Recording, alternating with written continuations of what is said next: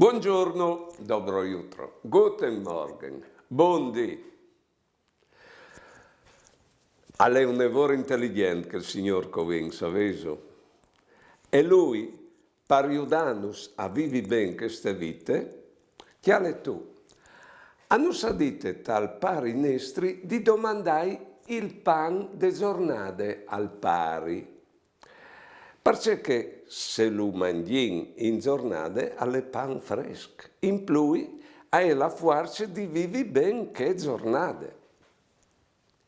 Di un'altra bande, sempre in Matteo, al dis che è inutile ingrumare gli spori dal doman sul vue, o i ricordi brus dal passato sul vue, perché a ogni dì i basta il suo fastidio.